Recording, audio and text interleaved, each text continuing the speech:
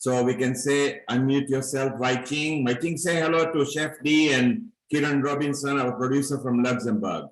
Right, Chef D, I tell you, I'm just enjoying your tips. I'm listening in very, very closely, and really, admiring your alchemy in cooking. So I'm going to put on some of the tips into my cooking. When I get a chance to cook, I'm traveling, and luckily I have a kitchen right now, but not a kind of a cooking kitchen. But the mama there has been making me amazing foods. So, awesome. and I've been discovering some of the interesting restaurants here. So I hope you stay on to listen, because we are going to talk about so many ingredients and how we are going to look make at that. That's a beauty. Yeah, Kiran, you weren't with us, but we were talking about the purple corn, and they make a drink called chicha morada from it. And today we're going to make Causa, which is potato cakes, and it's all potatoes. This is a beautiful potato. This red and yellow potato. There are 5,000 varieties of potatoes. Wow. And the taste is the same. It's just the skin that has that. I'd look at her tomato. This is today. Tomatoes. Sharon is showing the tomatoes. Oh, Sharon is showing off her tomatoes now. Oh, It's from fabulous. today. So Sharon is so lucky. You guys have got an ability to grow beautiful vegetables. We in the UK, we got horrible weather. We can't. It's true. It's true. I'm envious of you ladies. But it's got coca tea as well. And this is. Oh, look at that, her tea. This is where cocaine is derived from. And they drink it at a high altitude to be able to breathe for the altitude sickness. So we'll be talking about that. Stay on. Purple potatoes before? Yes, I've had, but today we're not. But today we're going to be talking about these little ones too, these fingerling ones. Fingerling. But even the fingerling skins are a duo color, aren't they? Oh yeah, they're a lot. Right? Yes. Yeah. Yeah. Cool. Lucky girls. Well, I'm going to start with a video of my husband, Chef. Actually, his name is Jay, but he's now wanting to have it be called JAI. And he's making sauerkraut, and you'll see a bit of our greenhouse. That's where the tomatoes were grown, but we have 5 large boxes of them outside too, and they're just starting to come. So we are inundated with amazing. So what's the secret? Is it the weather or what you're putting in the soil? It's a number of things. One, this is our 3rd year with the greenhouse. So, you're learning every year. And this year we're getting probably 60% more than we've had in the past. This summer, after it seemed like a terrible drought in June, then it started raining almost every day. So everything outside is just, we're going to have even more tomatoes and a lot of things out there. Our strawberries are beautiful. And the other secret is I water. We don't have a watering system because they break so easily. So I water saying Lakshmi mantras. Wow. And then we make our own fertilizer as well. Okay. Sharon, the main secret is you know how to nurture your fruits, vegetables, and your man. Yes, yes.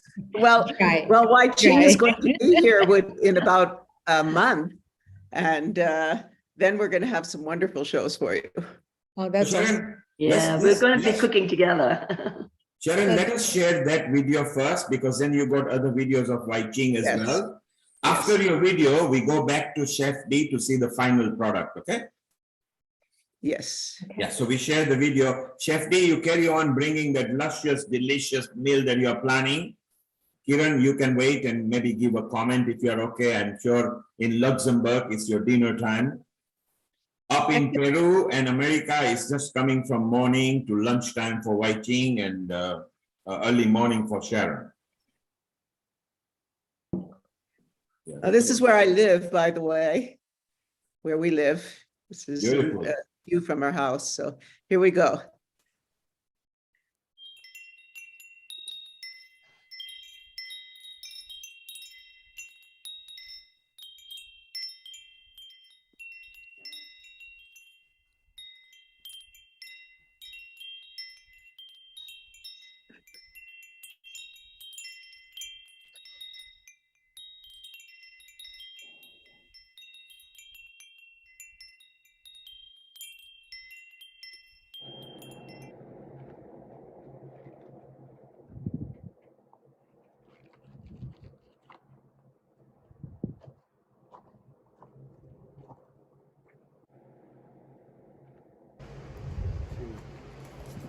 big ones.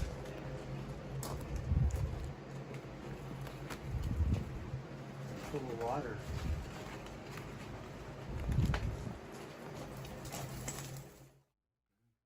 First thing you do, of course, is wash your hands when you're working with raw food. But you should wash your hands anyway, but that's another story. All right, so we grew this from seed. It's about 3.5 pounds, I'm saying. And this is like absolutely wonderful for your compost pile. Take off the big leaves and throw them in your compost. And then you gotta kind of cut away these bad areas. By the way, using a serrated edge knife really makes life easier. I discovered the serrated edge just recently. I've always used it, but now I use it on almost everything.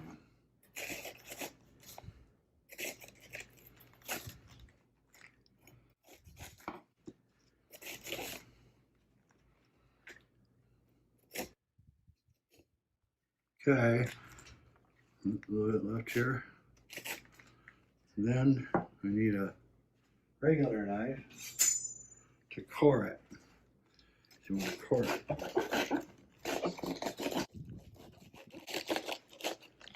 Careful here, it's less dangerous. Anytime you're working with a knife, get one of these on Amazon for like $3. Really makes your life easy. All right. Again, this is beautiful compost.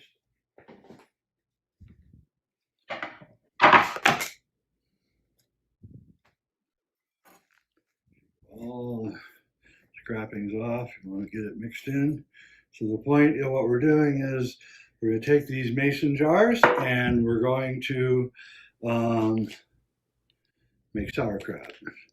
This will be caraway seed sauerkraut. And you'll see that I grew this from seed and it cost me virtually nothing. It's going to produce a lot of sauerkraut.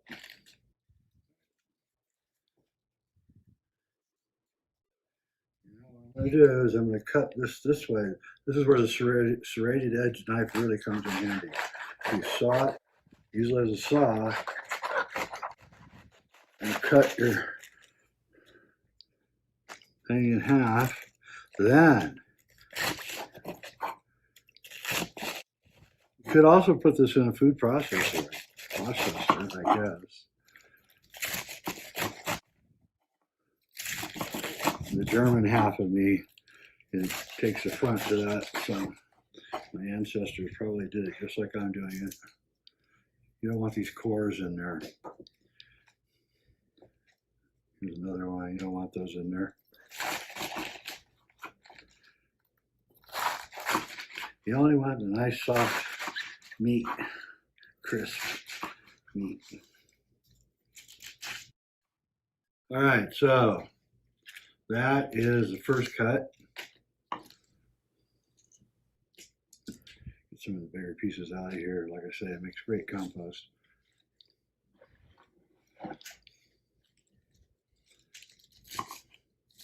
Now you do small, tiny cuts, maybe about 1/4 of an inch, maybe.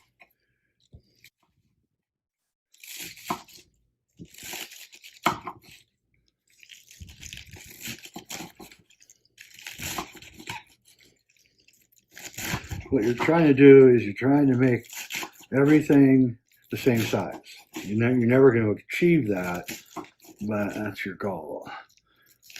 There's always going to be bigger leaves and smaller leaves, unless you put it in a food processor. But I like it fluffy like this.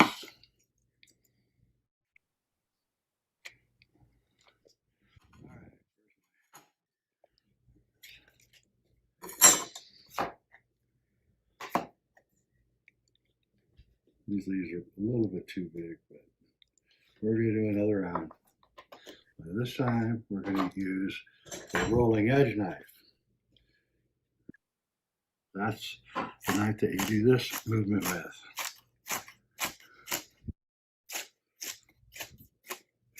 Oh, lose some.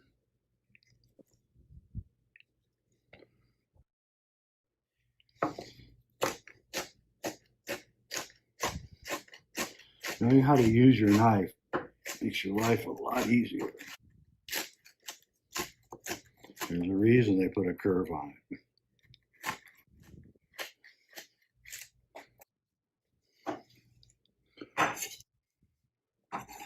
This is real close now.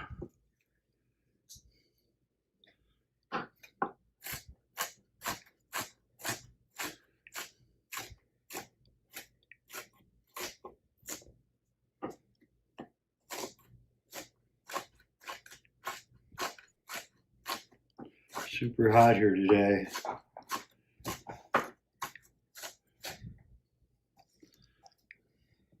So you see me sweating. Forgive me. All right, well, that's a lot of cabbage here. Now, what we do is something I forgot to bring up.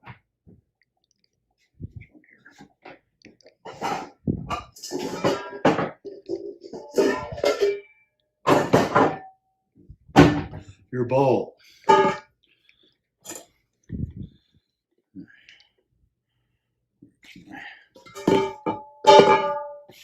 Okay.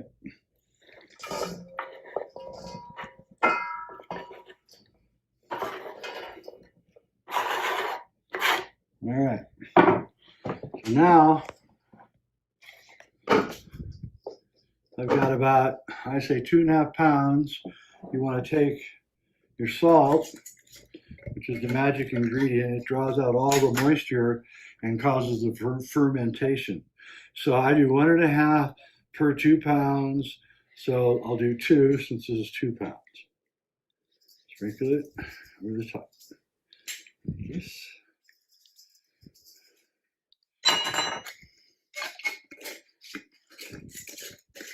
Okay, and then this is really important. It adds a flavor. If you don't like caraway, you can use sesame, you can use anything. I like caraway. As you can see, I'm measuring the caraway very carefully. All right. Now, if the camera wasn't going, I would just do this with my hands. But I got to make this look, you know, we got to be healthy here. So what you do is you mix it like a salad, sort of. What you're doing is you're mixing that salt, but also the caraway, all over the leaves of this thing.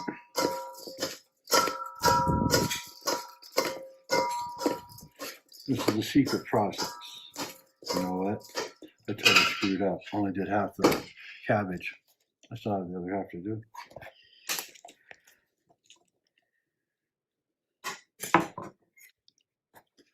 As you can see, we're getting a lot of cabbage. Glad I got a big bowl. Again, that serrated edge knife just really rocks it when you're trying to do long-term sawing through stuff. Even meat, it works. So, I wish I discovered the power of the serrated edge years ago. Been using these kind of knives, and that's not what they're for. They're for other kinds of cutting. All right, so now we do our first cut on the second half of the cabbage. Oops, you will get some slop. Remember, okay, we got something wrong here. This cabbage. And make sure we remove all the tainted areas.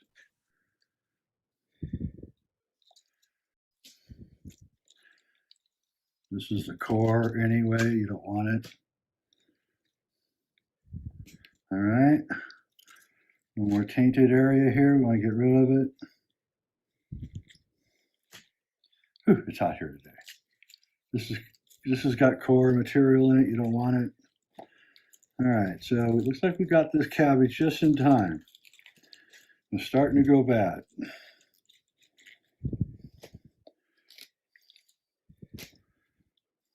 It's good. Good you guys get to see this, so you know what to do. All right, so we've almost removed all the tainted kind of dead cabbage. Everything's good here. This is all core, you don't want that. All right. Try to save as much of this leaf as we can. Goes here.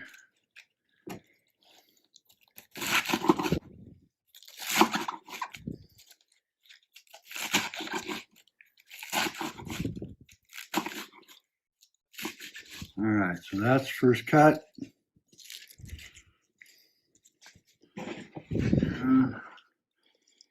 Grab it up as much as you can. It's kind of scattered.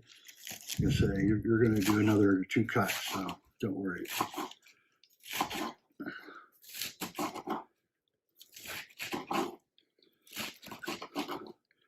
Again, anytime you want to do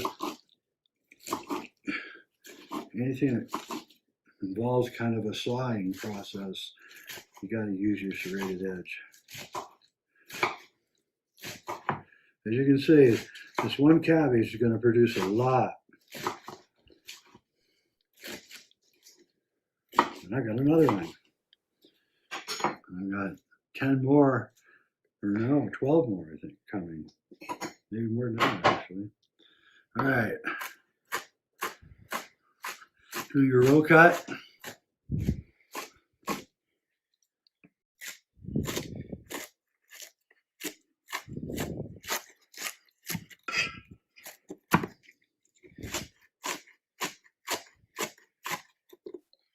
A few little tainted guys in here. I don't want them getting in there because it ruin my flavor of my sauerkraut. You guys know sauerkraut and fermented foods are like some of the best stuff that you can eat. There's all sorts of enzymes in fermented foods that you can't get anywhere else. Our ancestors ate them all the time. We don't eat them hardly at all anymore. It's really quite shameful. And they're really good for you. I always loved sauerkraut ever since I was a kid. I was the only kid in the family that liked it. Everybody else loved it. I was crazy for liking it. And it wasn't very good sauerkraut. It was not homemade. It was from a can. All right, I'm starting to like the consistency now. Sort of as good as the first one. Again, you think about it, this entire thing, the actual price was probably about, for this cabbage, I would say, I don't know, 10 cents for the seeds. I'm going to put a lot of labor in it, but not that much. Mostly watering, which I didn't even do. All right, so that's another, we're gonna have to add, I would say, just another tablespoon of salt here. I think we put enough in already.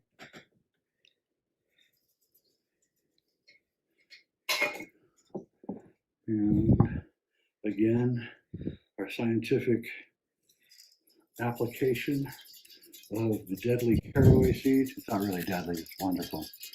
But there we go. Now, like I said before, I would usually get in there with my hands and just do it with my hands. Like I'm on TV and yeah, a little bit of that tainted stuff in there. Good, you guys get to see. It's not, unlike store-bought, you grow stuff in the garden, you can end up with, you know, little problems. You're not adding any pesticides or herbicides or anything, so you run into lots of watering and lots of mantras while watering. Lots of watering and lots of mantras. All right. Now, this is the Zen part. This is the part where let it sit for 15 minutes. See you in 15. Hey, all right, well, it's been 15 or a little more than 15 minutes. And so what's happened here in the 15 minutes, if you get in close, you can see that there's water forming. That's the sweat coming off of the cabbage right here. You see it? There's water all forming here. See it? That water? That's what you want. Now you know you've been successful. So I stir it up a little bit more to mix it all up. And you're going to see, if you actually, that the cabbage is smaller than it was when we left. The amount, it's shrunk. That's because the water's going out of it. That's what we wanted. We wanted the cabbage to begin shrinking before we put it in the jars. And we also wanted to affirm that we are. You need to have a completely clean jar, cannot have any dirt in it. These have been washed in a dishwasher. That's super important. I mean, I can't even emphasize the importance of that one. You need to have everything be clean.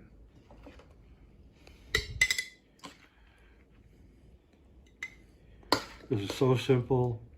You know how much, I haven't bought sauerkraut now in a couple of years, but the last time I bought a quart of fermented organic sauerkraut, which is what this is, it was at least $7. Now, I bet you it's near 10 today. So just think about that. For less than 10 cents of seeds, I'm going to get, I'd say, at least a couple quarts of organic fermented sauerkraut.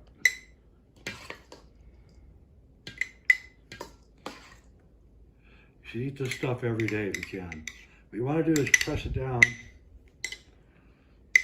That helps it not only get more in the jar, but helps it ferment better. With all that salt was pushed up against the meat of the cabbage. Oh, I wanted to address one thing.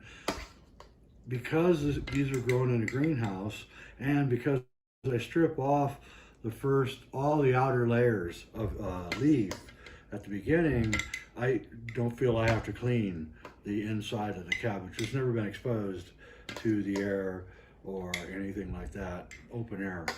So I really don't feel that I need to clean it. That's why I didn't clean it. Okay, then you want to put your jar on, your lid, you want to really make it tight.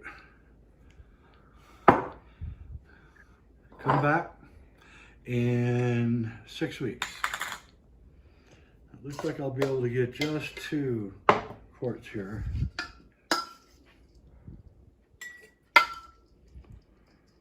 But, I mean, from one cabbage, that's pretty dang good. Yeah? Okay, I'm going to cheat a little bit and drop this in here. Save myself some time.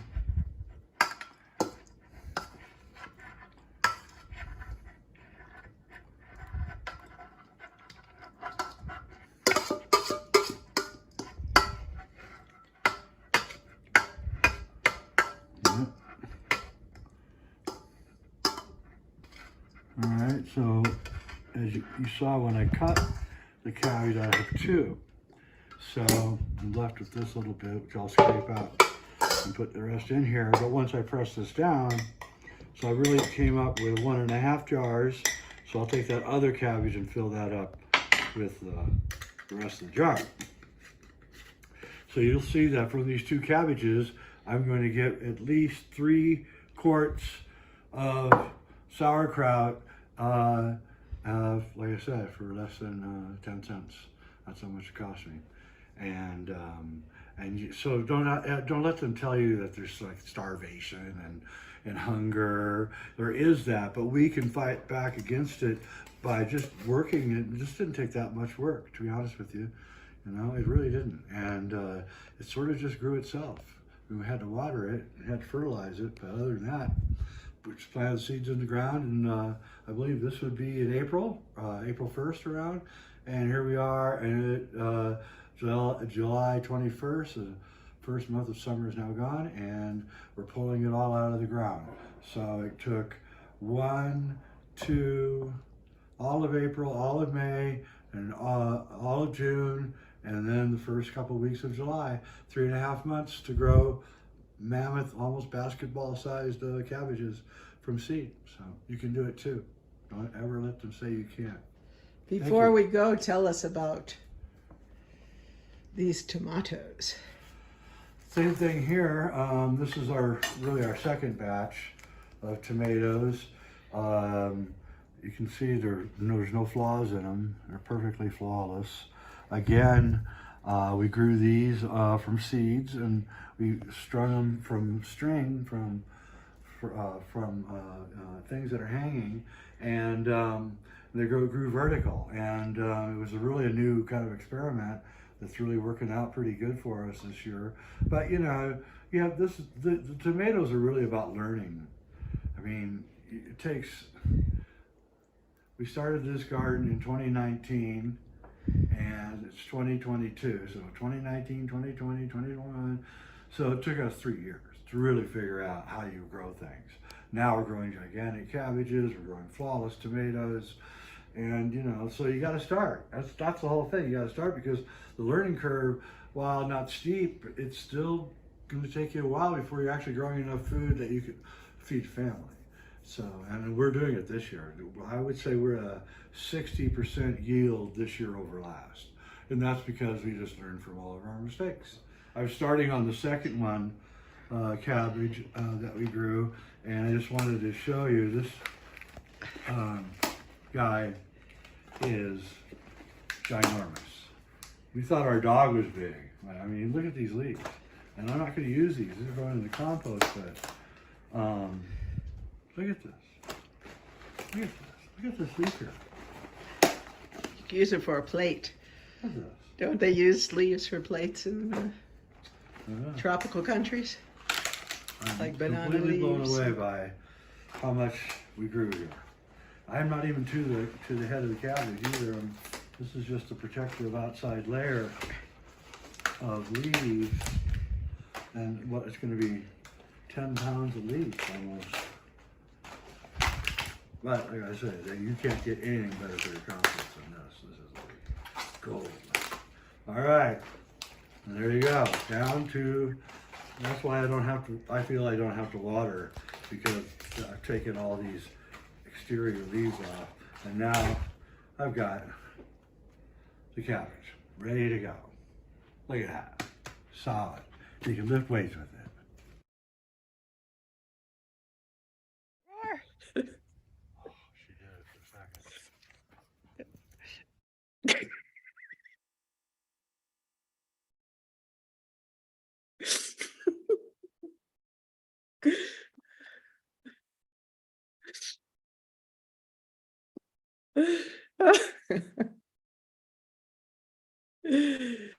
So that's Amazing.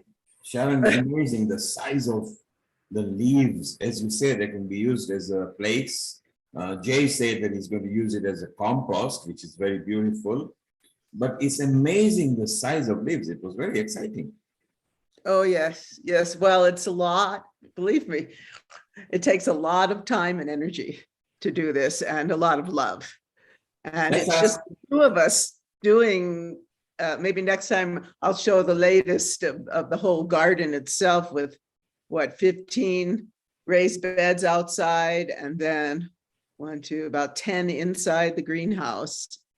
And but last year he ended up making 56 quarts of tomato sauce. And, Wow. we're still, I think we still have a little left, and he's already making more. This year we're going to have even more, because it's really, wow, we have such abundance. And then And we'll have beautiful. Wai-Ching with us. Sharon, Sure. the beautiful part is it's all organic. It's all yours. It's all organic. Oh, everything is organic, and even our fertilizer we make ourselves.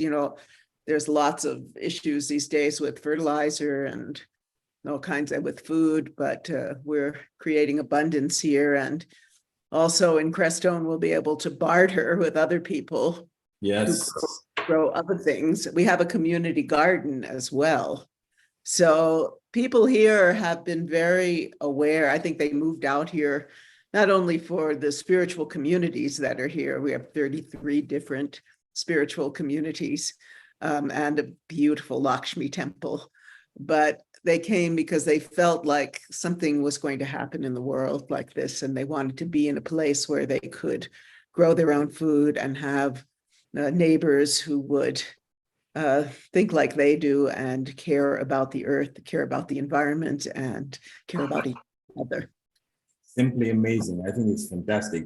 Let's ask Chef D here in London what she thought of it, and she can show her final products, and we move on to Peru. So Chef D, what did you think of? Hi, everyone. That was amazing. It was really good. Oh my God, the size of that cabbage. Oh, wow. That was really good. I'd love to see the end product, you know, him actually bottling it up and turning it into the fermented sauerkraut. So I'd love to see the whole process.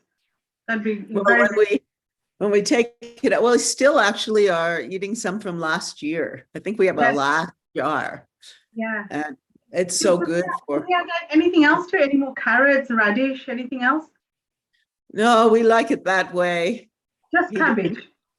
Just cabbage and salt and caraway. Wow, wow. I did ask a question about the salt, whether it's just normal table salt or is it sea salt? He uses sea salt. Sea salt, right. Okay. Okay. And let's see. Also, we're growing bok choy. I should have filmed it the other night. He made fried rice, vegetable fried rice with our bok choy and our scallions and our onions. Wow. That we're growing, and we also have snow peas. Yeah. So it's just amazing. It's hard to go out to dinner because it's rarely as good as what he makes. Brilliant. And now that we have Wai-Ching coming, oh my God, it's going to be a gourmet feast because she's an extraordinary cook. There's going to be parties every day. Right. Right. Well, let me let us look at Chef D's final product, and then we'll move on to Peru, okay? I literally switched this off as soon as Jay came on, so it's been switched off since. I had to add on, obviously I had to carry on. All I added was about 3 tablespoons of tomato puree, half a teaspoon of garam masala, and a sprinkle of the chopped coriander. I've mixed it through. As you can see, look, it's cooked in its own steam and juices. I've not had to add anything else. I'm going to take it out into a bowl so you can see the finished product. And what I've noticed about cooking it like this is that all the vegetables stay intact. They don't get mushy. They don't decrease in size. They don't shrink. And I find the whole dish just tastes so much different. It has nothing layered on top of it, no unnecessary grease. And what I've noticed is something that I have been teaching people is like, obviously people say, but you know, so-and-so curry I've made or so-and-so dish I've made, it feels grainy in my mouth. I'm used to that oil or the butter or everything. So it's okay.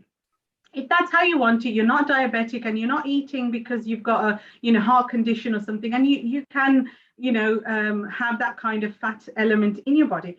So it's at this stage you put it in just before you're going to sit down to eat. You can drizzle a little bit of your extra virgin olive oil. You can put a knob of butter on it. You can put a little bit of avocado oil, linseed oil. But this is the stage you put it at. This is the stage you do not add it while you're cooking. There's just absolutely no need. I mean, what we have here is, honestly, I wish you guys can taste it. It really is delicious. Each and every vegetable has held its shape. Nothing has just gone all mushy or anything. And honestly, it really is so delicious. And like I say, there's no oil, there's no unnecessary calories. You don't have to worry about burning anything off because there's nothing in there. It's just full of nutrition, you know, and deliciousness. We put the spices, we put the masala, we put the coriander, the turmeric is doing its properties. Absolutely delicious. Now, I hope you guys tune in to other things I do as well. And you can see me doing an Indian curry base sauce with no oil. You can actually do the gravy so deliciously. So yes, you know, it's doable, guys. If you've got the right equipment and the know-how, everything is doable, and we can reverse our lifestyle diseases through the power of nutrition. And I'm going to hand it back to all you beautiful souls and say bye-bye. Chef D, just before we let you go, can you hold the final dish a bit closer to the camera? Just a bit more closer. Come in, yes, come in a bit. If you move, yes, just a bit more closer. Now that looks delicious. I can see sweet corn, I can see sweet potatoes, I can see cauliflower.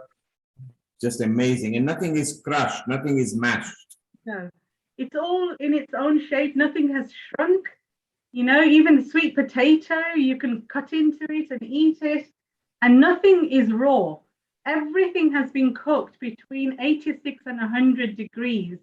If we had a scientist sitting here with all their equipment and they did a nutritional value on this, this dish would still be holding anything between 90 to 98% of its nutritional raw values.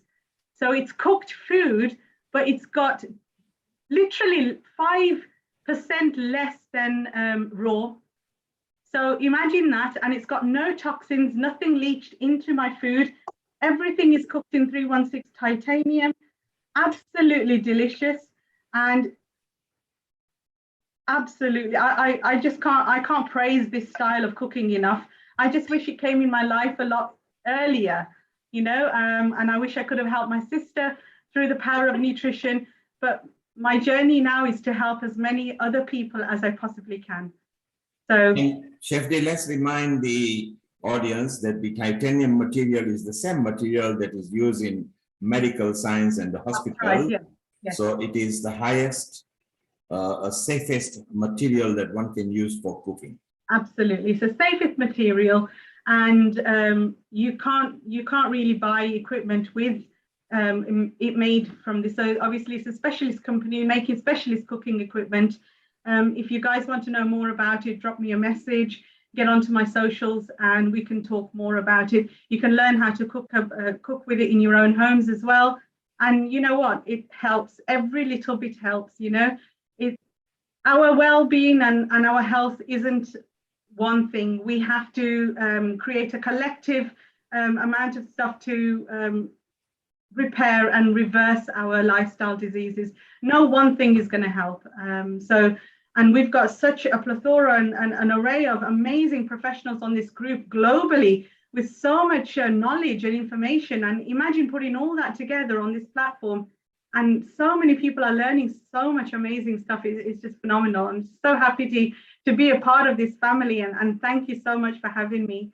And I wish you guys could taste this. This is wonderful. Yes. So, yes. Chef D, So hungry. thank you. Chef D, thank you for coming to Healing Our Earth. You are now the family member of Healing Our Earth. For anybody outside who would like to visit her website, which is Surti-Fied by Chef D, you can go to our website, Healing Our Earth. Her profile is there, and the link to her website is over there. Chef D, thank you. Have a lovely onward time, and we move back to USA and Peru. Yes, here we are. And now we're going to go to Peru with Wai-Ching and her new friend. So let's, global namaste, Wai-Ching. Global namaste. And this is Maya. Her name is Maya. And we always think that she's Indian, right? We're going to give her my new friend. Hi. And this restaurant, Muyu, is just down the road from where I'm staying, and in a place called San Blas. And it's really a sweet little place. And I'll give you the history of this place. And you see, she just bought the restaurant. She's an English teacher. Yes. Right, and let her have her voice, and she just bought it, and it's under restoration. There's some very interesting stucco harp, yeah, and paintings on the ceiling, Can you see it? Can you slowly Yes. do it? Look at that. It's a beautiful painting on the ceiling. Very ancient. Very ancient. Yeah, tell us more about the building. Because it's a historical site, historical building. I'm in the historic area. I always like to stay there in places. So Hi everyone, it's Maya. so lovely to be here with you and to share this opportunity. And yeah, as Ama, well, watching, she's saying, we met here in my place. I just opened this place 3 months ago, but basically this restaurant has a story of more than 20 years. And it was in the Sacred Valley before, and they were about to close it, and I brought it to the city. So everyone that comes to Cusco and has the opportunity to come here and visit us, it's beautiful because they have a different experience, and it's food. We serve food that nobody else makes, so that's special. And yeah, we use, of course, local ingredients, but the menu was made by a cook that is a traveler, and he is a foodie as well, and he worked on this for more than 20 years. So it is special. Yeah. It's a cute little place, really very sweet. And I just love following my own Qi and then like going into these restaurants, and then there she was, and we just sat down and talked again for almost an hour and a half. And maybe we'll do a visit to the market also with Maya. But at the moment, I'm keeping warm. You can see I have my alpaca clothes now because it gives me a good excuse to go shopping. But I'm keeping warm with chicha morada. Yeah. And remember Lata and Nita? We talked about it with Mercedes. Hi, Nita and Lata. And this time we are serving it hot. Thank goodness. And it's like,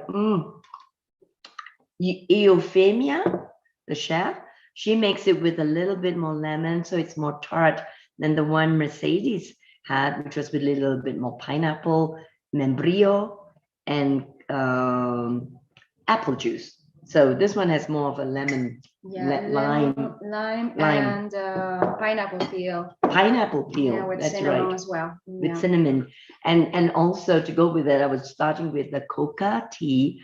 Everybody drinks it here. Yeah. To help with the altitude sickness. Yeah, and it's also good for energy. Like people come here and sometimes they feel a little tired after the hiking. So this is amazing. Yeah, it gives you a lot of energy. This is what our ancestors used to have. Yeah.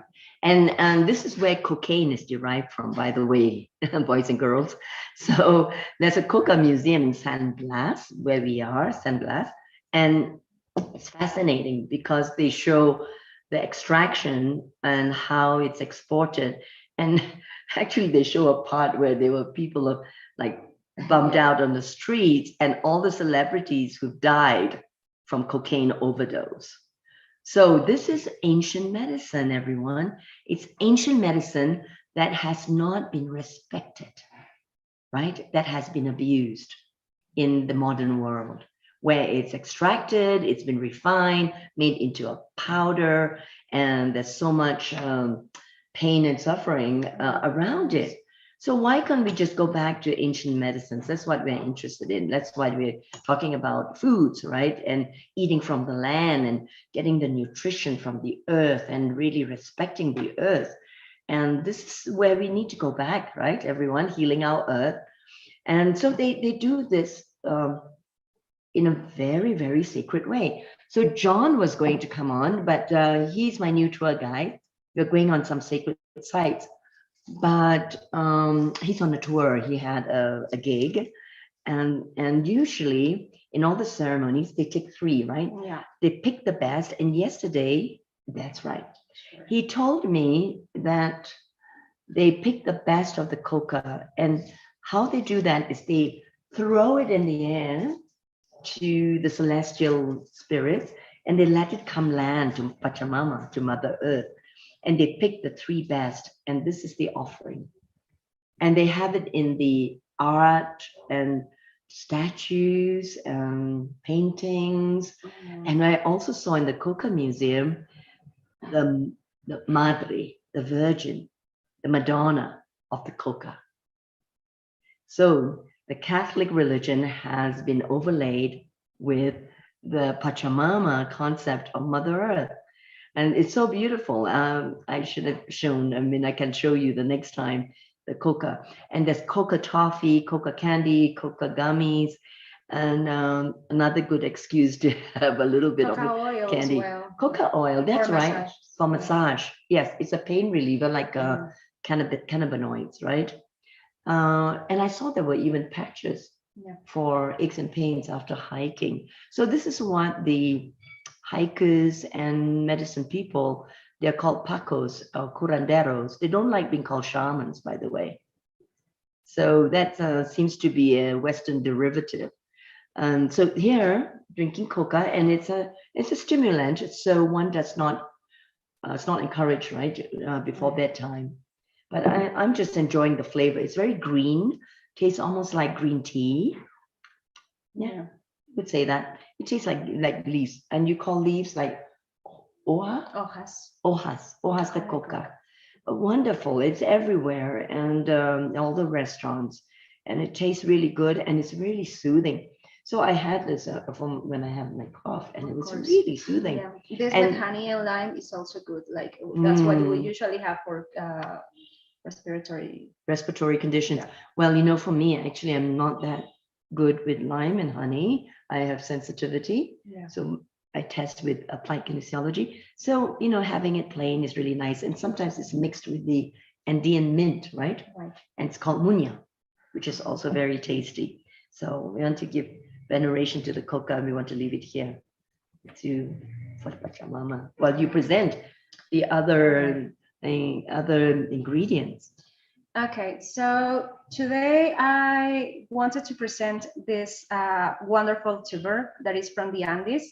It's called oyuco, and it basically grows here in Peru and Bolivia. So the good thing and the most amazing thing about this tuber is that it's very nutritious. The texture is like watery. It's like a potato, could be like perhaps family, but it looks like this. And it's watery and a little sweet. Watery. Yeah. Could I taste it? Sure, you can taste it. Let's see. Yeah, so it's watery and a little sweet. Yeah, try this one. And it's a little sweet. It's really fresh. And one of the things that I like the most is that we have an amazing dish made out of this tuber as a principal ingredient. And this is not popular among restaurants. It's very popular in homemade cuisine. Like my grandma used to make this, my mom, all around Peru, families have this in their houses, but you cannot try it in restaurants. Nobody uses. Why is that? I have no idea. They haven't discovered it. So I'm glad you're bringing it back, this traditional tubers and potatoes, 5,000 varieties. Yeah, it's crunchy. It's crunchy, it's fresh and watery. Fresh and watery. Yeah, a little sweet. Almost like a jicama, right? Okay. But really, yeah. Yeah, when it's cooked, it's a little sweet. Yeah. Yeah, well, thanks for bringing back the ancient traditions. So how did your grandma make it? This way? But not served this way. Yeah. You know, this is a dish that we have that is called Inka Curry, and it's amazing because it has this tuber oyuco and also has carrots. And firstly, we start with chopped onions, and we can add any kind of mushrooms, and we put some curcuma, cumin, and curry. So yeah, and here this is rice. This is local rice, but it's cooked with quinoa. So Yeah. The rice is grown in the coast, you say? yeah, no, we grow it in the coast of Peru. Now we're in the Andes, but the special thing about this that is it's rice and it's quinoa at the same time. So it's just beautiful. Yeah, It's a lovely very combination. nutritious. Yeah, nutritious of protein. Euphemia, Euphemia, come. Yeah, so our chef The is chef is here bringing up the near. next dish. Wai-Ching and Maya, I want to show you something for a moment. Of course. Yeah. Let's see. It would be Okay. desktop. Hola, no. Yeah. Oh, you got Kuan Yin on the other thing. Ah, yes. This is from, we're going back to the coca leaves. This is from, we went to Peru and made a film there, a documentary called Time Wave 2013, and met with the Quero, and we were doing a Despacho ceremony. And what Don Francisco is doing here is blowing on the coca leaves to put into the Despacho tube. Mandala, I call it.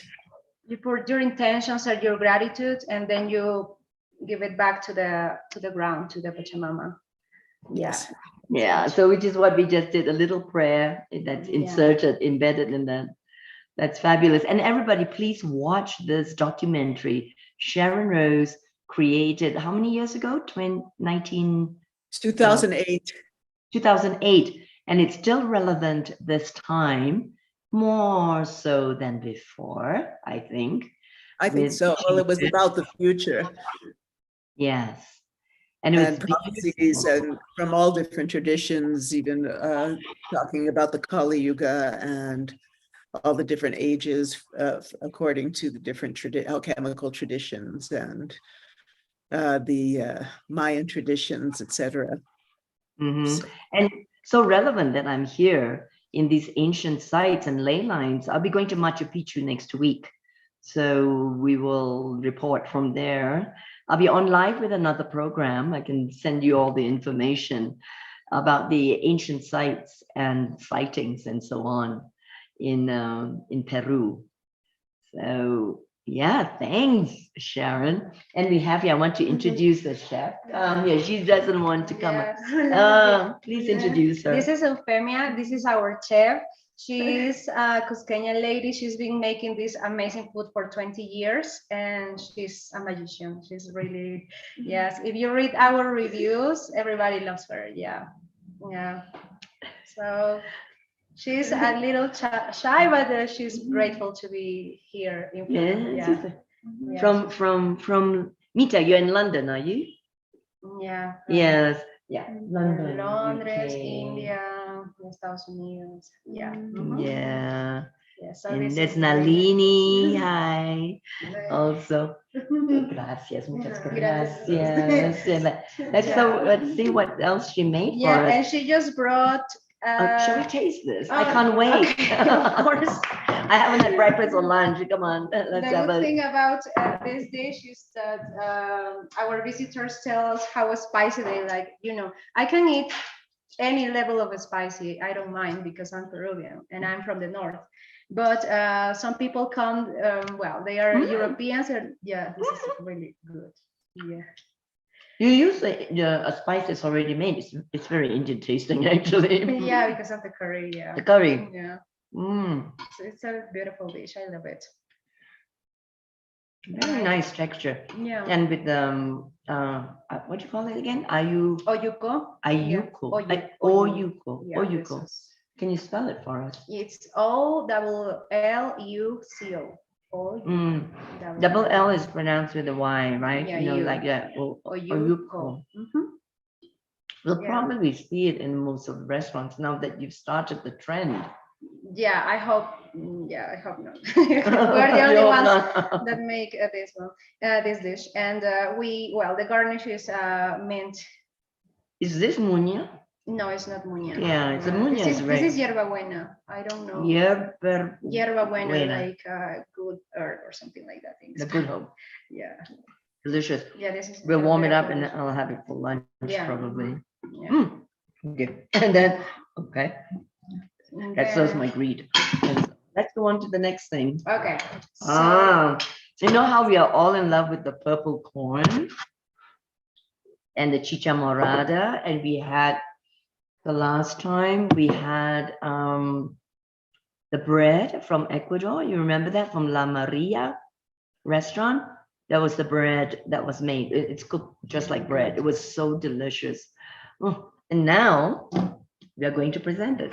This is called Causa, and basically this is a potato cake. This is an amazing dish. It's made out of this potato that is canchang. Well, we have thousands of different types of potatoes here in Peru, especially. And but this particularly is with this potato or yellow potato, and we cook the potato, we make like a puree, and from that we can put some lime juice, salt, some chili sauce. Yeah, this is ají amarillo. amarillo, which is the yellow chili. Yeah, it's actually orange, but we call it a yellow. And with the cream, we make it, and we use the hands for it. Yes. And you hear that, Jay? Yeah, it's beautiful. This is where the flavor comes from, the chi and the hands. Yeah. And it depends on how spicy you like it or salty. We can put some oil as well, any kind of oil that you want. And it's like the texture is like really soft. It's not a puree anymore. It has a you can make things. You can make little balls. You can make this shape as well, and it goes really nice with salads. Basically, we eat it with salads, or perhaps we can have a ceviche, yes, like mushroom ceviche or avocado ceviche or mango ceviche with this, because this is potato basically. And the purple corn was used for the color. Yeah, so it's a different way to present it. Yeah. And I saw this being cooked on the streets. It's very beautiful if we can cut it open. Yeah. It's like striations of purple, lilac, and yellow. It's so lovely. Oh, we can do that. Let me see if I can. That, yeah. This is the one that has colors. It's not the one with the colors. This is a plain because this is the one that it's the yellow, or yeah, this one's similar to. But can you see the skin here? How it's colorful. Yellow and lilac in color. Yeah, sometimes we have some others that the peel is black and you open it and it looks like this. It's funny. Sometimes they are color inside as well. So that's why we have many types. Right, let's taste it then. Sure. This is yours. Yeah. Okay.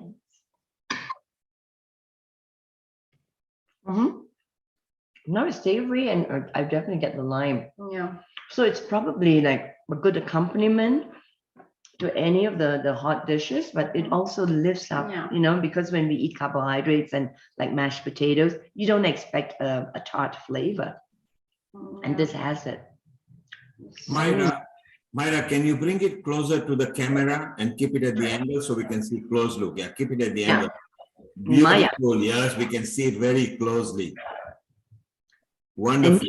Yeah, it's beautiful. Yeah. And so let's remind the viewers. So this is Peruvian potatoes, is it?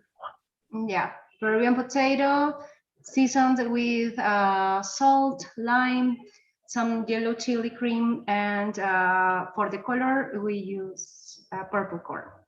And what does it taste like when you're eating it? Wai-Ching, you're eating it. What does it taste? What do you feel the taste? What is similar? Well, it's like a potato pie, but with a little, you know, soupçon of lime, because that's what they put in it. And as I said, you don't expect a potato pie or a mashed potato to have a lemon or lime flavor. So that's very interesting. Wow. So, you know, of course, because we now what's fashionable is mashed potatoes with wasabi, for example, and of course, I just love the classic cream and butter, you know, and just simple salt and pepper. But this is a nice change, and I think it will be a really good accompaniment for some rich stew. Yeah. With a stew, for salads as well, like with lots of protein. Yeah, because salad. I was thinking for the salad, to potato base would be very good complement. Yeah, because it's you can taste the lime, and also it's a little salty, so it's not like just having boiled potatoes or a regular puree. It's something else. Yeah, very nice. And do you ever make patties from it when like fry it a little bit, pan fry? Yeah, you can also. that Well, would be good actually, the original one, Causa, that is the name. It's the yellow one. We are making our own with the purple corn, and you basically will see it everywhere. That it's this shape, but it's cut in half, and in the middle you will have vegetables with mayonnaise. That's the way we. Yeah. Sounds like that. Sounds So, nice. Sharon, So that's. Sharon, do you get this kind of potatoes there in America? Yes, you can get them. We're growing, Jay likes russet potatoes. So this is our first year that we're growing actual potatoes. This is also, we're growing onions and scallions and like that. But you can get the purple ones. At least now you still can, I think. Yes, we can. And I used to buy everything from the farmer's market. So the purple potatoes and all the heritage potatoes, fingerling and russet and pink potatoes. Oh, I just love them. It is just really, really good. And also Mita saying that she had a yummy purple corn veggie dish in the USA in a Californian train. And that was wrapped in corn leaves and served warm. Sounds great. Sounds like tamal, right? Like tamal, yeah, Sounds that's like right. it It's a because tamal, wrapped. but in a California train, because there's one train here which I can't. It's not within my budget. It's $600 to go to Machu Picchu, and they serve. There's a dance in the beginning and a welcome, and then they serve pisco sour all throughout. I saw the YouTube all throughout. And a fine dining and with fine china and crystalware and all the way through to Machu Picchu, and it's $600 one way. Okay. Wow.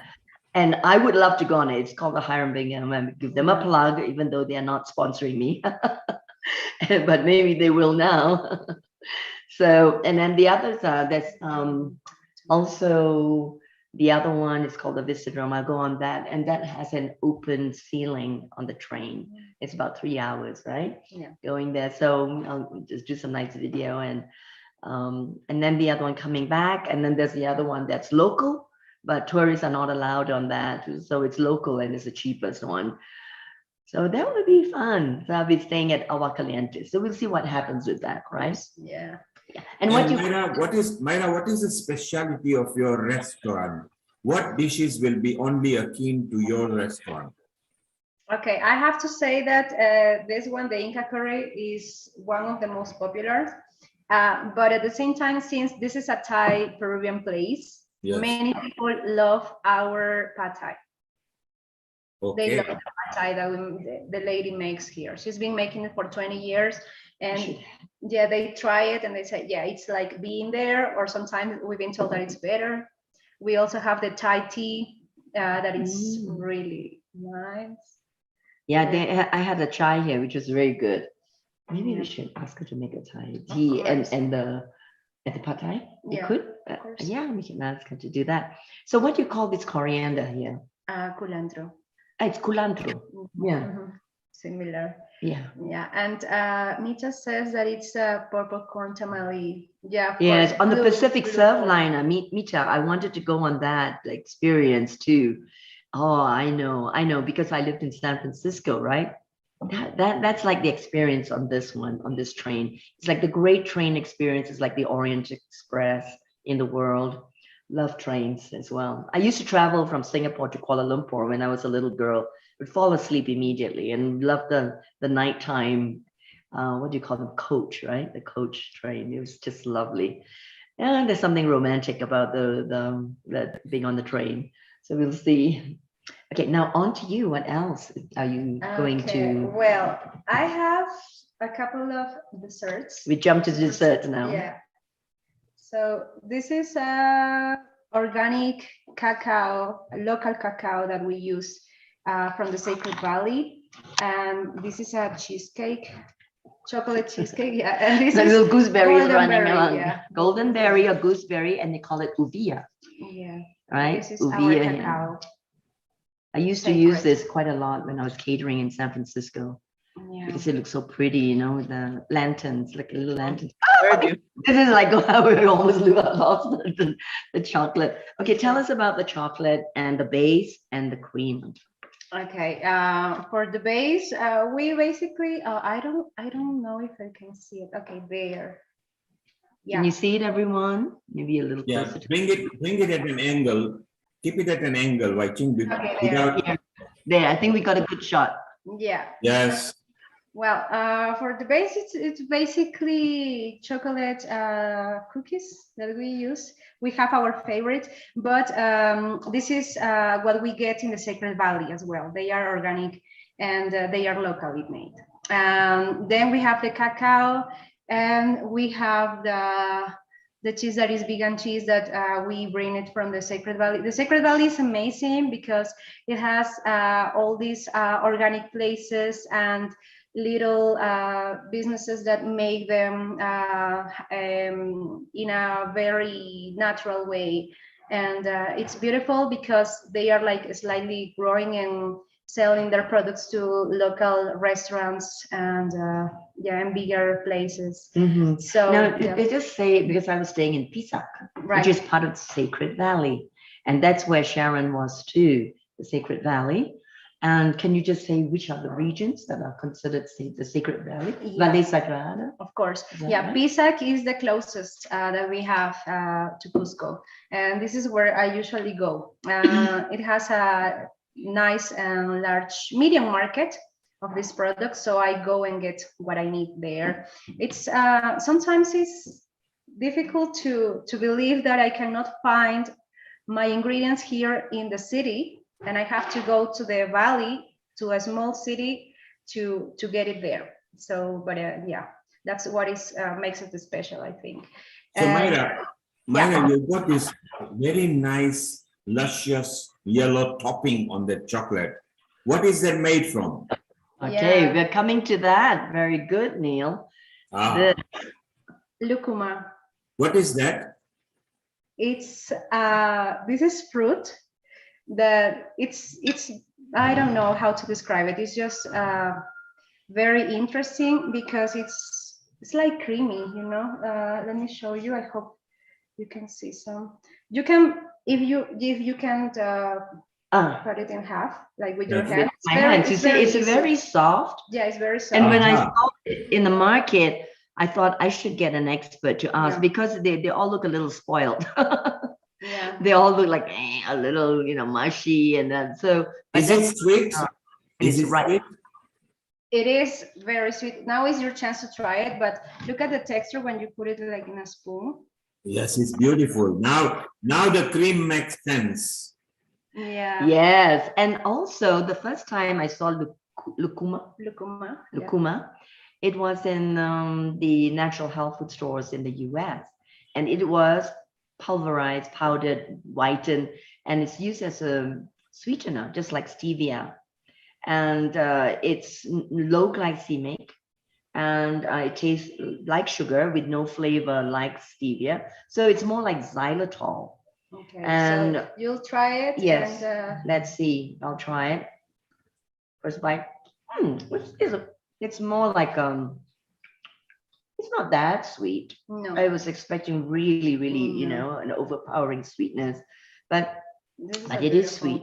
It is beautiful. It's Mhm. sweet and it's a bit powdery. Powdery but creamy. But The creamy. texture is interesting. I think I might Yeah, just try dip in, the this cream. is after you have put it Yeah, into the blender. I just put some of the fruit with coconut milk. Yes. Yes. Yeah, you can see the texture on the chocolate. The cheesecake is more creamier. So you've used this mixed with bit of cream and it's looking beautiful. Right. Yeah. And It says, just that. it says that this is classified fruit as an exotic in Peru and it's from Andes. Yeah. Mhm. Yes. And the taste profile is like creamy, almost like a soursop. Yeah, Yeah, like cherimoya. I just want to, yeah. You know, but- a soursop, custard apple, and Custard apple would be more sweeter, isn't it? And more. yes, that's why I expected the more sweetness, but there is an underlying sweetness. I mean, this is like about the right level of sweetness for me. You know, when it's too cloying, it's just too much. But this is going to be mine, right? So I like what Myra has done, the way she has actually whisked it. She has done a nice whisking to it and then put it up there. Yeah. Sharon, have you seen this fruit ever? No, maybe No. when I was in Peru, but not here in the US. Yes. yeah, never had it, and I can see so many applications to desserts, and even a touch of it into a savory dish would be very nice. Yeah. And Myra, for you, this fruit is exotic. Do you eat it regularly or once in a while? I go to the market. Hmm? I'm getting my vegetables and fruit, and the ladies just sell it there in the street. You ask them if it's ready to eat or it's too Yes. and they open it and okay, here you are. Okay, 1 sol, 2 sol is like 50 cents. Yeah. 70. 1 sole? 2 1 soles. sol, 2 soles is 1 sole is 25 cents US. And so how much is one of these? One or two. Yeah, 1 or 2. Yeah, but we buy things here by kilo. So I don't Okay, know. so for $1 American, you can get about 3 pieces at least. Yeah, 3 pieces of this. $2, I think. You know? Yeah, I feel so Me and Sharon can afford the that. yellow, orange color, and it's so like beta carotene, and it just feels like it's a very soothing sweetness. It's not a cloying artificial sweetness. I don't think any one of us have seen this. We can ask, Lata, have you ever seen this fruit or heard of it? It's Lupuma. Oh, it just reminds me of, hi everyone, by the way. It just reminds me of mango. It looks mangoish from Yeah. avocado-ish. But I would say like the texture, raw, fresh, it's more like cooked sweet potato. Cooked sweet potato. Yes, it looks very starchy. It looks very starchy rather than juicy. What are the nutrients of it? The health benefits? She's just looking it up. Yeah. Well, it has got six beautiful health benefits. And it's actually classified as an exotic fruit in Peru. Is it all year round or is it seasonal? We actually have it all year round, but it basically grows here in the Andes. And it says, I'm also looking up some information, and it says Bolivia, Chile, Ecuador, and Peru. So the Andes, the Andean area. Yeah. And in the supermarkets in the US, I've seen chocolate sweetened with Lupuma. So that's better than sweet and then maltitol and stevia. I don't like the taste of stevia. And so because it reminds me so much of MSG, monosodium glutamate. So this one is neutral. It says that it combats signs of aging. And it's good because it has potassium, calcium, magnesium, vitamin C, and it's good for the skin. Yeah, even this very famous, I'm not going to mention it, the brand, the cosmetic brand says that it's the latest skin-loving superfood. I was thinking there's not much foods with calcium in it, and because we're not drinking as much milk in the diets, I was just wondering how to replace it, naturally. So yeah. And Lata, I'm just thinking definitely a light smoothie has all the nutrients in it. This would be lovely. And maybe some curcumin, like, you can put some maca as well, or quinoa milk, maca. Yeah, we should talk about maca because maca is a root here, and there's red maca and black maca. And maca is known to balance your hormones, and especially for the women. So I started taking red maca here. I feel so well with it. Really? You know, and eating all the Andean superfoods, which cost so much in the US and the UK. Dr. Lakshmi, welcome. Have you ever seen this Lupuma fruit before? No, I was wondering what is it? At the first sight, when Myra brought it to us, I thought it was a mango that's called slightly funny, but then they squashed it and you could see that it's not juicy. It is more sort of starchy and bulky rather than juicy.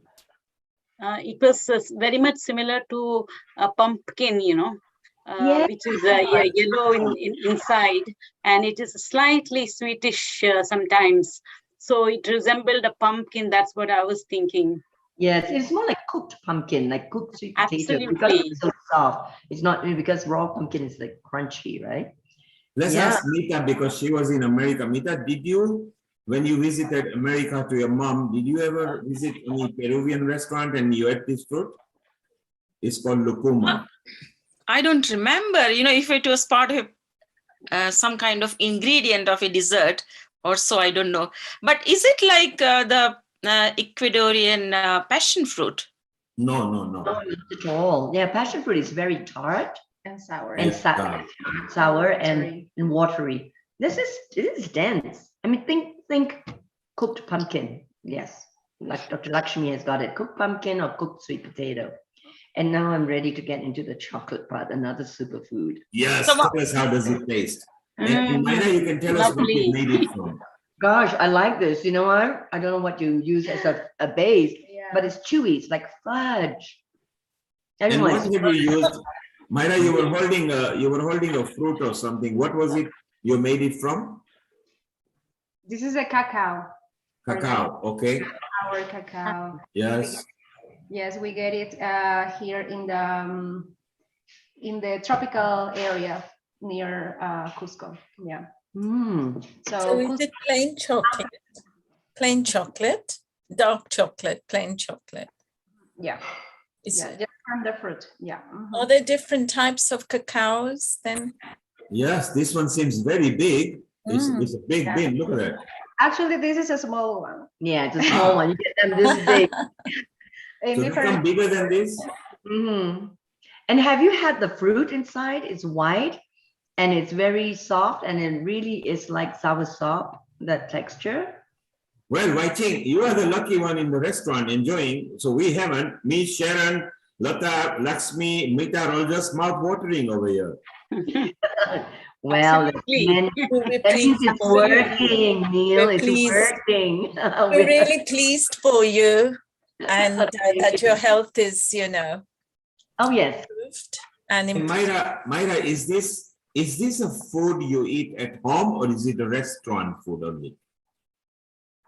Well, this is the food that we serve in our restaurant, but here I have something else too. This is the thing that I have to present today. I'm putting it this side. Yeah, I just need this. This is from the purple corn, isn't it? Yeah, this is from purple corn, and this is our traditional dessert. It's called mazamorra morada. Mazamorra will be something like a pudding. Morada is purple. So here I have, this is cinnamon stick. And yeah, this is basically boiled with fruit. You can put the fruit that you want. In this case, we made it with pineapple. You can also put some, you mentioned some fruit that passion fruit. Membrillo, remember? Yeah, we showed apple. membrillo with Mercedes, membrillo, mixtura Inka. Right, and yeah, and you can also put, well, we usually add some cinnamon sticks, cloves, and we boil it, and then we mix it with cornstarch. And the texture is like this. Oh, it's quite thick. Yeah. Wai-Ching, we had it in Ecuador when you went, but that was liquid. This is more. Yeah, this is like a jelly and jam. Yeah. So do you eat this or do you drink this? This is to eat because it's a dessert, and I love.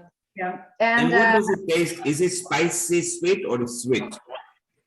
Okay. The official taster comes on, yeah? Yes. So basically, it's like chicha morada, but in a dessert. Yeah. Okay. And I love it. I love anything jelly-like they call it gelatina, Yeah. gelatine. But this is a vegetarian, vegan, Yeah. vegetarian. But mostly cornstarch, right? Yeah. Yeah. cornstarch. So it's And really like is this eaten at camarada. home or is it just restaurant quality? We have it everywhere, like in the streets, street stalls. Yeah. The original way to have it, or the most popular, might be the mazamorra, and next to it, rice with milk.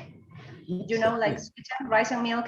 Drink, beverage, or No, the just rice dessert. and milk. There is a dessert. A That is rice pudding. Rice So we have in the Asian, we call it kheer.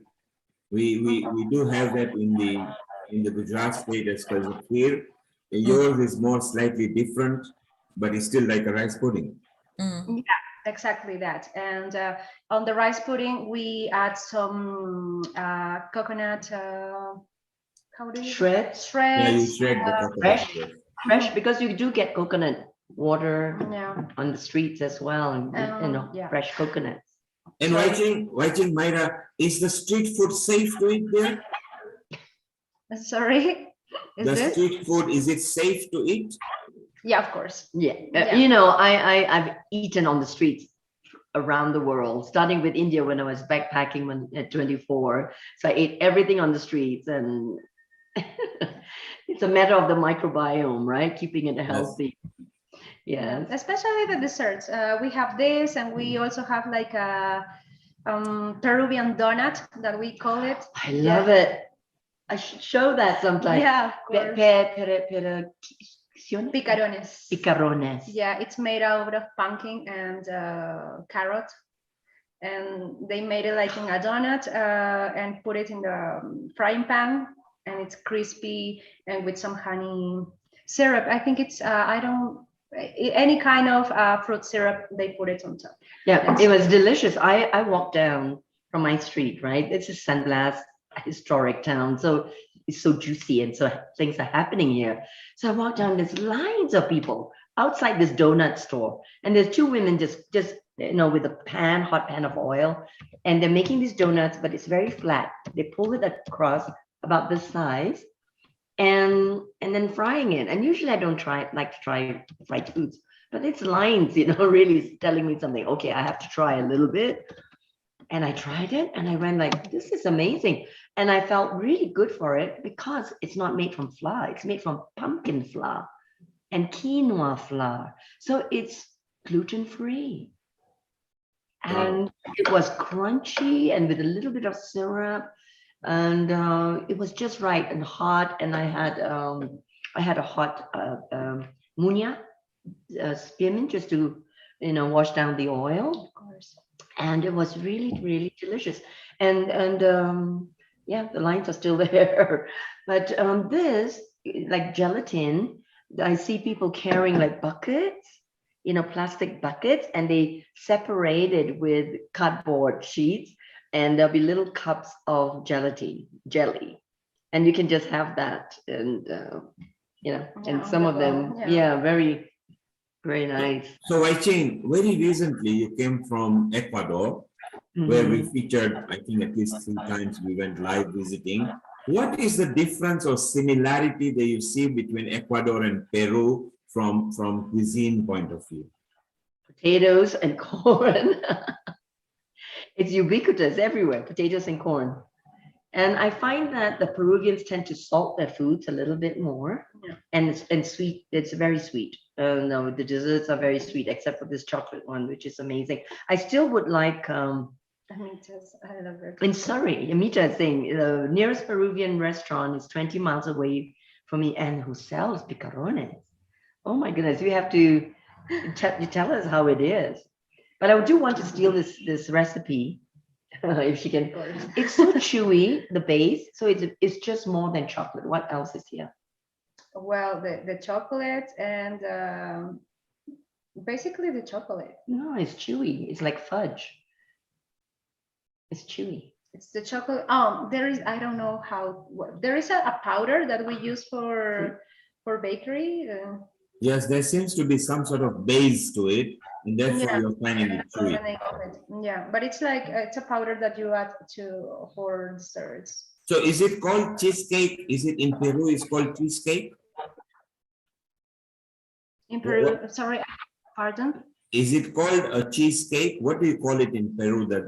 Yeah, we call it cheesecake. Yeah. But there's no cheese Okay. in that, right? But usually, so if the cheesecake, usually that's not dairy-free, Mhm. where do they get the cheese from around here? That's queso, right? And they use the Right. queso, correct? Is it Mhm. real cheese? Well, if it's not vegetarian, they use just cream cheese. Cream cheese. Yeah, but Yes. there are also brands that make a vegetarian cream cheese. Right, Yeah. right. Okay. Yeah, that's right. I see. Mhm. And also I bought some cheese from a woman also all dressed in the traditional wear. And it was also in a tub. And she would just put her hands in it and bring out this beautiful lumps of cheese, fresh cheese. And wrapped in leaves as well. You know, I'm sure like the cabbage leaves. And there's culture here as well in wrapping food in leaves, right? Like tamales, corn, Right. leaves, and then there's another one in Ecuador. Remember we talked about that? Yeah, in tropical cities or areas, they use this a lot. Banana leaves too? Banana leaves. And Yeah, we corn, use a yeah. lot of banana leaves. Nice. Yes. Yeah, so Mita is sharing that in Santiago, Surco, Lima. I'm originally from Lima. And yeah, the best picarones are in a restaurant called Mari. Is that right? Okay, I'm there. I want Oh. to try the difference. And also Lima has supposedly the best food, and because it's near the coast, and of course, you know, if some of us who eat seafood, you know, that's the place to have it. And your grandma is in Lima? My family is in Lima, and it's very funny that the last message that Mita shared, it says Pablo Valverde, which is my second last name. Well, we have two last names here, father and mother, so Valverde is my other last name. And yeah, in Lima you can find the best food, but here in Cusco there are more organic, vegetarian and vegan places, which are very unique, and they are working wonderful things. Yeah. Wow. Maybe we'll have you come back and as you expand your menu. And it's called muyu. And tell us about the meaning of muyu. It's a Yeah, muyu is basically spondylus, which is this shell. It's a yeah, and it's funny because I first got this necklace that it's from it's handmade, and a person was selling it there in the spot on the street, and I saw it and I felt that it resonated with me. And I didn't know about this shell, and he told me that it's from the north of the country, and in the time of the Incas, it used to had the value of gold, or yeah, it was more valuable than gold, and they use it to exchange goods. It was like money. So, and now I know and I see why, because I'm from the north, and my family is from there as well. And this is a spondylus, and the name is muyu as well, and it's the name of the restaurant. And then I met the restaurant. I used to go there all the time to the valley, to Pisac. It was there for 22 years. I used to go there always, and I took all of the people that I know there. Either if it was for a festival or something, first, okay, let me take you somewhere. And we had the food, and yeah, then we can go on with the day. And then I found out that they wanted to close the place. The original owner is traveling now. I think he's in London now, and he was giving conferences about San Pedro medicine, the cactus. So he's more into this now. He was there for 20 years in the restaurant, and I just love this food. So that's why I brought all the place. And the lady lives here in the city, so that's more convenient. Our chef lives here. She used to go to the Sacred Valley every day for 20 years. And now it's the two of us, so yeah. Right, so tell us the address of muyu. And muyu, by the way, when I was in Ecuador, I was introduced to this spondylus, Yeah, and I bought a lot of earrings and a necklace. So I forgot to wear it today. And so to just honor muyu, And it's really beautiful shell, lovely purple and orange. Yeah, purple, orange, and red. This is something really special. Yes. Because they basically find it there, and it's like a fossil. So. And then the spiky shell. Yes. See, it's beautiful how the striations are. Yeah. And of course, it was used as coins, as gold and currency. Yeah. Yeah. You want to tell us where it is so people can find you? Like Mita is telling us about London, so we'll go there.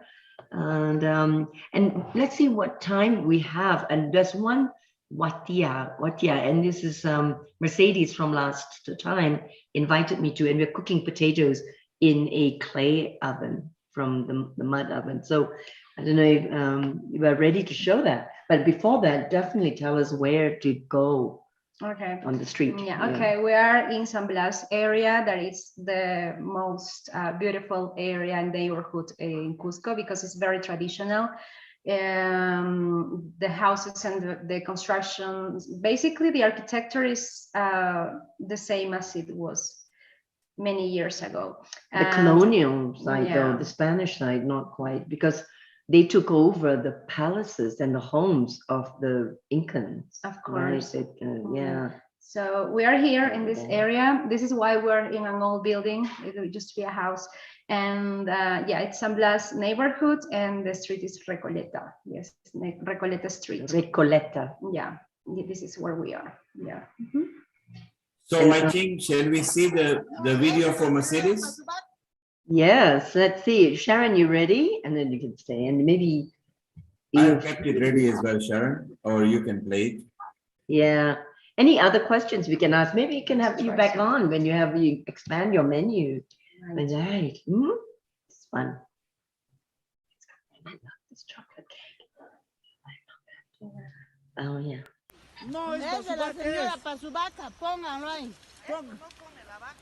So they're collecting.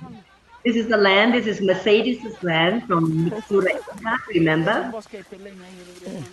And here, supposed to bring it? Put in there your boxes.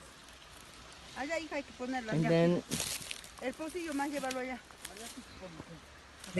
she's getting the twigs, and you're getting the soil. Everyone's collecting the soil.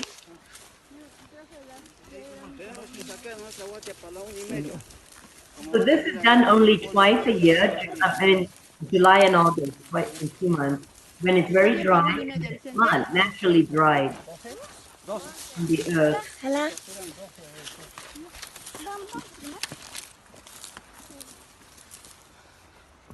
So Vicente is doing this. Watia. For the watia? Construction of the watia. And here the potatoes. Ay, esta Rosa no sabe, nunca habrá hecho watia, definitivamente, Rosa. Tengo una hermana más bruta que las brutas de los vasos. Le digo camote pa' watia, grandes camotes. Camote, camote. Your camote. So this is also part of the land, and they're beautiful. And it's ancient land. This land belongs to Mercedes and the family, and it's sisters and 3 brothers.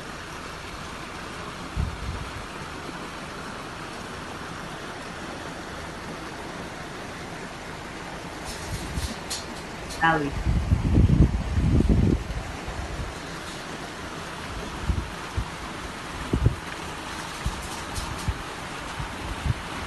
This is really land before the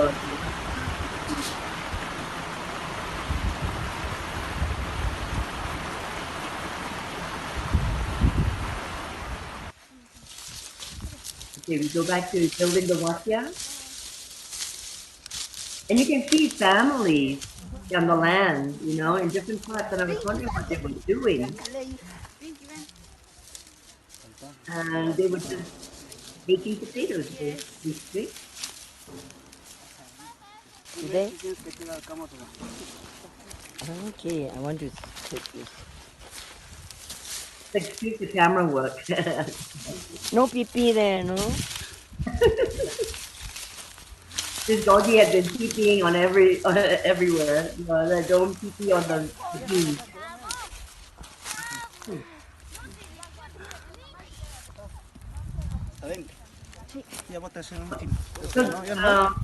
The editor for this topic stuff, this is already done, but we'll probably backtrack with the building of it. Now they're just showing the potatoes already put in.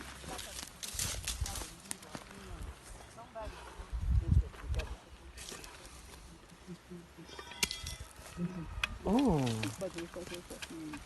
Oh.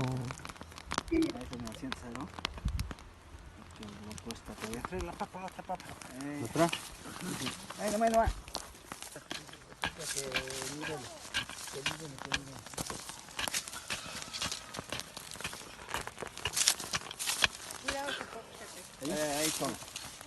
Solito ahí dentro.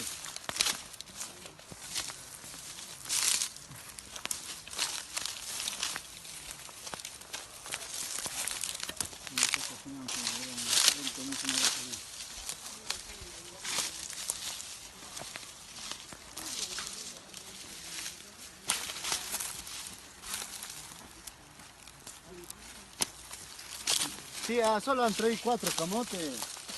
Tanta cosa, pues. Ya, esta cosa, ¿y en eso? Sí me hace la espera. Aquí.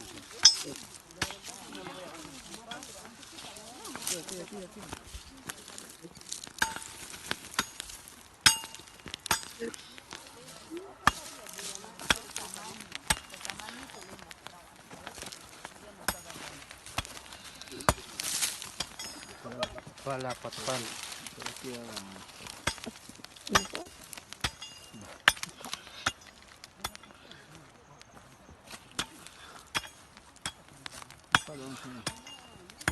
Pala. Sí, pala.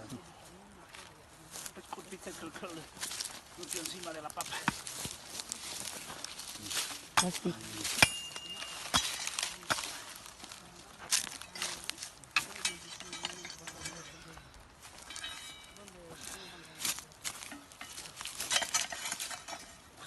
Sí, 21 papas son por Dios. No es la gusanera. ¿Lo pongo? Sí. Voy a tomarlo.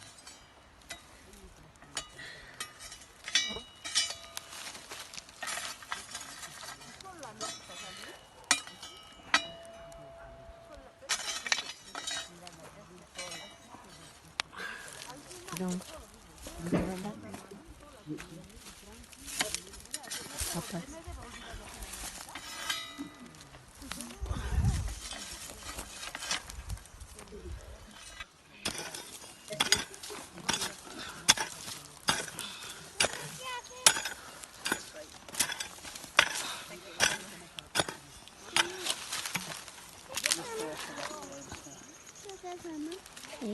Sí, ahí.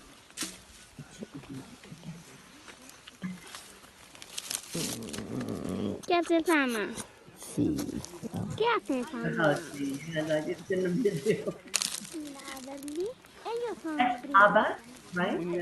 Abba, fava beans, fresh fava beans.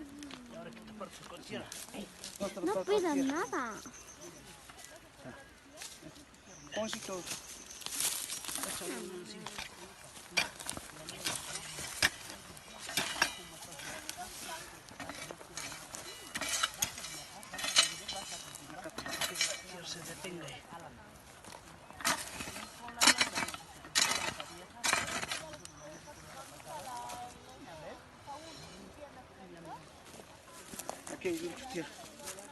Muy rico.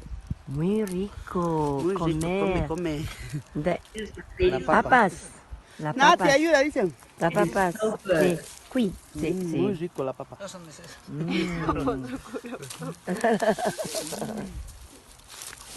And Abba. Abba. Abba? Yeah. Sí, Abba. Habas. Come, come. Caliente. Caliente, muy caliente. Ay, ay. Come, you eat. Ella es vegetariana, pesa buena religión. Vegetariana no. No, vegetariana. Come qui. Muy rico. Muy rico. Delicious. Fava beans fresh from the ground. From the watai. Yeah. Muy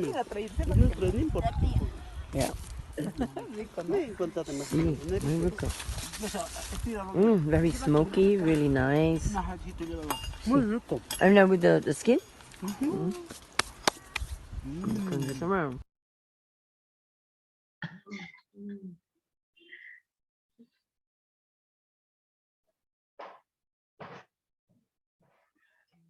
Euphemia, you know how to make this one. She can tell us about this too. So it was really good, and we had fresh cheese with it, and it was so yummy, very smoky.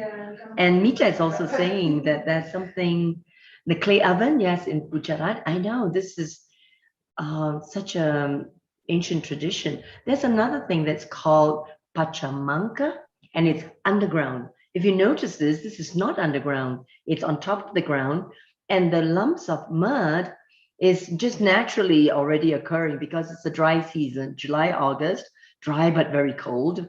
And they just pick up this mud and they build it up like this, and then they build that oven above ground. And then after that, the pachamanca. See, come. The pachamanca is underground. I'm looking forward to that. Yeah. Yeah. Well, it's just saying that Pachamanca is different because it goes underground with large and hot rocks. So that you put the potatoes, yuca, sweet potato, yeah, and beans as well. We also have corn. Everything goes together, and the hot rocks on top. Yeah, it's a different kind of cooking, and in the end, the final result is different as well from the one that you witness. And how is it different? It's a little more like dry.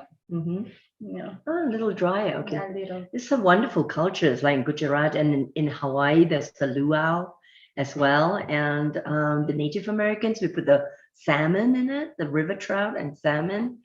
It's like, oh, okay. So it's just for you. Yeah. And we are out of time. Shall we? Wai-Ching, I've got 2 more Wai-Ching. videos, but we keep it for next time. Wai-Ching, yes, we can play the video because it was nice to have live Myra here.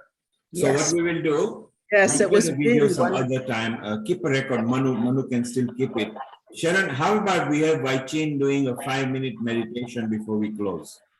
Yes, I think that's a beautiful idea. And Myra, just before we close, with your wonderful smile and your nice energy and aura, we'll invite you back again. We'll promote your restaurant when it's ready. Just tell us, we'll put it in social media. And tell the chef at the back, muchas gracias. He's looking at the back. If you just tell us. Yes. And tell her, thank you very much. We love her. She's such a, I think she has got a lot of home cooking experience that will be very good for the restaurant. Of course, yeah. So Myra, on behalf of everybody at Healing Our Earth, including our coordinator, our roaming ambassador, Dr. Wai-Ching there, and everyone from Healing Our Earth, thank you very much for bringing nice energy, your knowledge, lovely dishes. We hope to see you regularly. You're part of the family. Together with Wai-Ching, let us have a nice meditation from both of you. Right.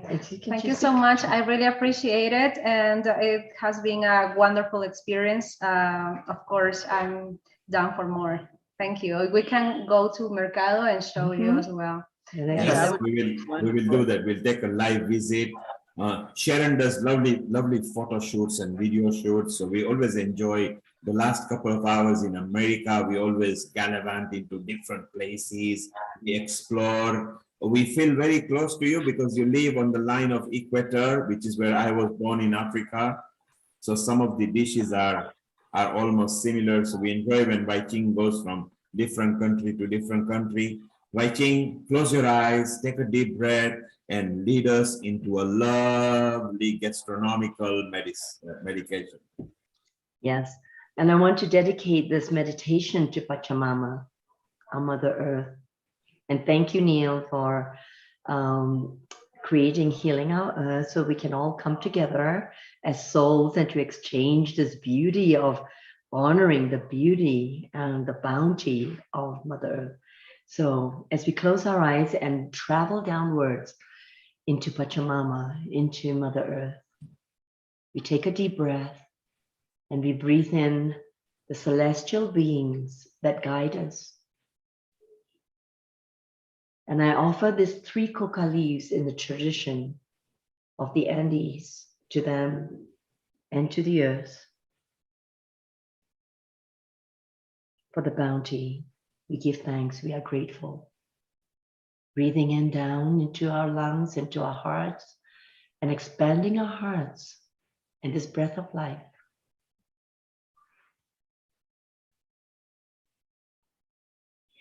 As we blow in the coca leaves, representing the kingdom of the plants, we also give thanks to the plant medicine spirits that guide us to give us medicine and food, to nourish us as humans on the planet. Breathing in again from the sun, the moon, the stars, and the planets. The elements that give us life on this beautiful planet Earth. We offer our thanks again. And breathing out our love to all our friends and family, and to our communities, and to people in the cities, and people who are healing. We send our magic and our blessings, surrounding the Mother Earth and protecting Mother Earth. Breathing again, we come back into our bodies and smiling in our hearts with gratitude, smiling into our lips and our eyes. And we come back when we're ready with a beautiful global number.